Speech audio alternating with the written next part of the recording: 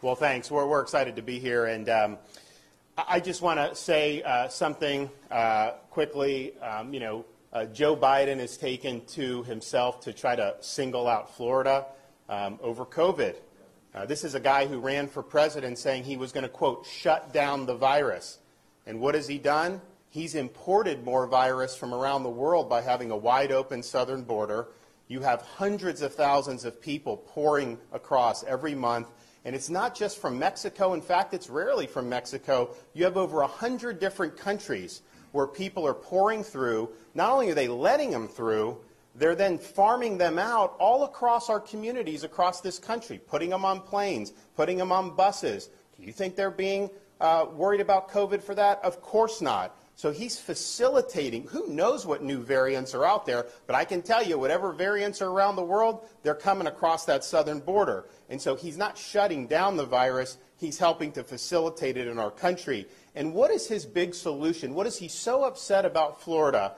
His solution is he wants to have the government force kindergartners to wear masks in school.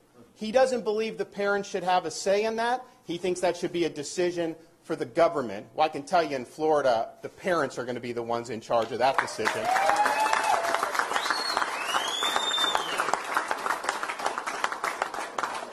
And one of the major medical people in his administration just recently told parents that they should be wearing masks at home when they're around their own children. This is insane.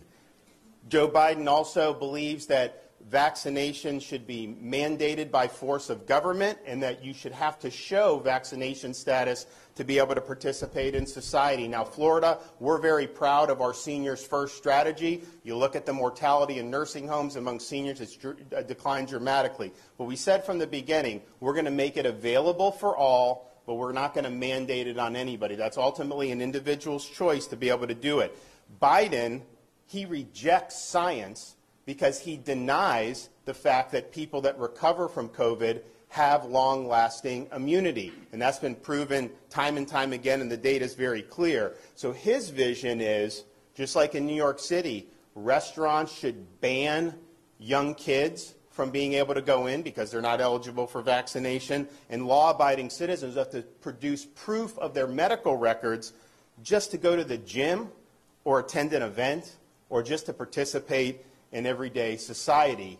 He wants that, but yet if you want to vote, he thinks it's too much of a burden to show a picture ID when you're voting. So no voter ID, but have to show your medical papers just to be able to live in everyday life? Give me a break. And so I think the question is we can either have a free society or we can have a biomedical security state. And I can tell you, Florida, we're a free state. People are going to be free to choose to make their own decisions about themselves, about their families, about their kids' education, and about putting food on the table. And Joe Biden suggests that if you don't do lockdown policies, then you should, quote, get out of the way. But let me tell you this. If you're coming after the rights of parents in Florida, I'm standing in your way. I'm not going to let you get away with it.